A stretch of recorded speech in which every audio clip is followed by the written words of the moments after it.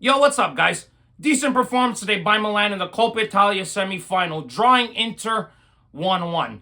Now, guys, I have to say, I don't think Milan played horrible today, of course. Now, it obviously wasn't their best performance of the season, of course, but at times in this game, I thought Milan played pretty well, of course. Now, in the first half, it obviously wasn't the best first half. Of course, both teams were trying not to make a mistake, of course. Being very careful, went to attack. Inter at times, were attacking Milan off a counter. It worked a couple times. Inter had some dangerous chances, I felt, testing Magnan. Leao made some good runs, but unfortunately nothing came to fruition, of course. It was a pretty tight first half, like I said, guys. Not much really happened. No goals were scored. Okay, a couple teams traded shots here and there, but not the very most entertaining first half, I will say. But I thought Milan played pretty decent, solid defensively.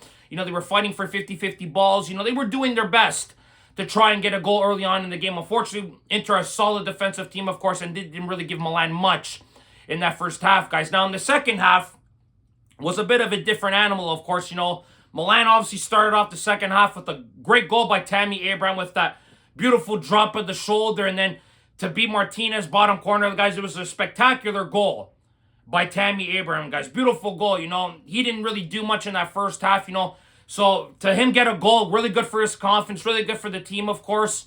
And I thought Milan started off the second half really well getting that early goal. But as the game progressed on, Milan tried to get a second goal. But like I said, Inter are solid defensively. Inter made 3 substitutions halfway through the second half. And that's where I felt the game really took a turn for the worse for Milan. Inter started to dominate more possession-wise. They started attacking the field more, started threatening Magnan in the defense a lot more. It just wasn't looking good for Milan. And then we obviously saw what happened with that rat bastard Çalhanoğlu in the 66th minute, I'm pretty sure it was, scoring a goal outside the box. The defending there was brutal, guys, if you ask me. You cannot leave that guy open there, wide open for a shot. He will bury it if he gets the space, guys. We've seen it in the past, of course. That guy there's got a thunderous right foot. Beats Magnan, ties the game up 1-1, guys. And it's unfortunate because, Milan had opportunities to score. Inter at times in that second half, to start the second half, Milan were pressing them. Inter weren't really doing much until they made the changes, I felt. Milan didn't take advantage of their opportunities in the first half and as well as the second half.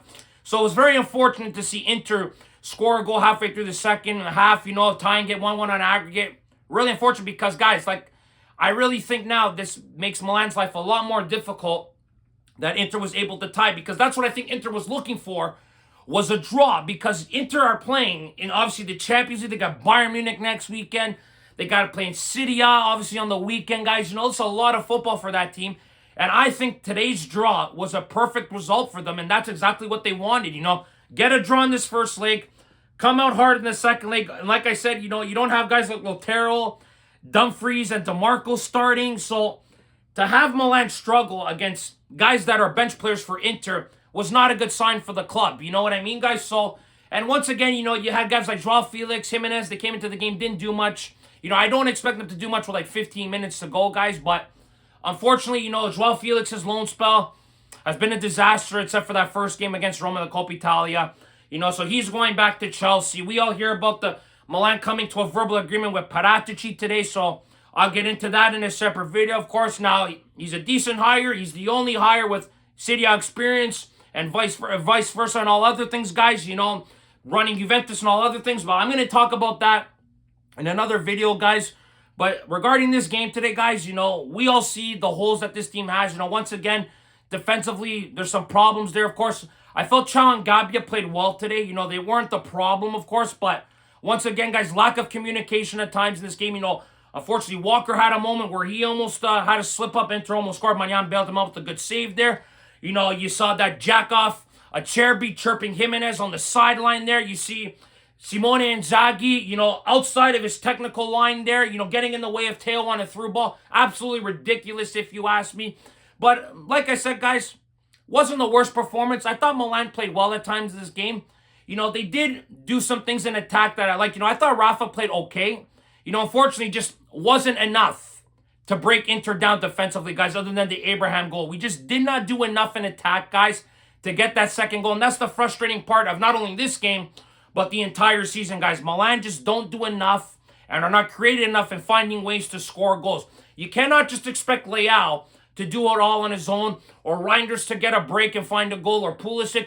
You can't expect that every game, guys, for one player to step up. You need the entire team to step up. And I thought they played, like I said, I thought they played well today, but just it wasn't enough to get a result today. And now you got to play in a second leg. Obviously now, Coppa Italia is all we got left to play for. Champions League is gone out the window. You know, Inter obviously are playing for a lot more than just the Coppa Italia. So you know that in a derby, Inter's going to put out their best 11 in the second leg most likely, barring any injuries, of course. It's going to be a very difficult second leg for Milan to find a way to get a result, guys, you know, and it blows my mind that Milan find ways to have their best performances only in a derby. And listen, guys, I know it's a derby, you know, and derbies you got to play great in any game regardless. But in a derby specifically, guys, the way this team steps up and then how their level drops when they play shitty opponents, it blows my mind. We know that this team has the capabilities to play well every weekend. They just don't show it. It's clearly a psychological thing with this team, guys. They cannot get up for every game, and that's mind-blowing to me. You're professional footballers making lots of money, and to have these lackluster performances week in and week out, but then when a derby comes up, they're able to play their best. And I understand it's a derby, it's one game, you got to play your best, but we want to see consistency week in and week out by this team, and this team has not done that this year. We know the problems this team has. We see Inter, they're in a way different position than Milan are. Inter's basically fighting for a treble. You know, they're in a way different spot than we are, fighting for their 21st Scudetti. You know, Milan obviously are in a way different position, 9th in position. You know, we're looking at a sporting director completely trying to revolutionize the team. Things are going in one direction for Milan, one direction for Inter. And it's very frustrating to see, as we can all see, guys. But not a horrible performance today by Milan, guys, but not a great performance, I will say. I know that they could play better. They could definitely take it a level up a notch. You know, especially how they played against Real Madrid in Spain. You know, I know Milan can play up to that level against Inter, and they have in the past. Of course, we saw it in the Super Coppa. We saw when they beat them 2-1 earlier on in the season. Guys, Milan has the capability of beating Inter. The question is, will they be able to do it and get to a Coppa Italia final, guys? Milan hasn't won the damn trophy since 2003. It would be nice for Milan to beat Inter again. You know, Milan's obviously 2-2-0 against Inter this year. It's ironic enough, guys, that Milan plays well against Inter this year out of all years compared to previous seasons where Milan had a better team competing for the title and Inter were thrashing us. And this team here finds ways to hold Inter to a draw or even get 3 points. It's absolutely laughable at times. But are we surprised that Milan played pretty well today in a game against Inter? I'm not surprised. Like I said, it's a derby. These type of games, you always expect their best. But the problem is, why don't we get that every weekend when they play a low-bottom Serie A team compared to a top Serie A team, guys? It's just absolutely mind-blowing to see, guys. But I thought Conceição as well, you know, he had the 11 okay. I thought the 11 was okay. Jimenez on the right side there helps Kyle Walker defensively a bit. So wasn't the worst starting 11 either. I thought it was pretty decent, you know. But this team, guys, we all know the season's over. It's just get to the end of the year, scrap this season, throw it out the window, and let's hope for better results next year. But let's hope for better results for the last 9 weeks of the season, or let's just hope this team stays 9th. No European football next year. Focus on getting the right manager in, getting the right people in, and getting what this team deserves and competing for the title, guys. But guys, that's it for this video today. Thank you very much for watching. As always, guys, like this video. Subscribe if you guys want to see more content. Forza Milan sempre, guys. And remember, if you do not watch sports, you're more. Ciao, guys.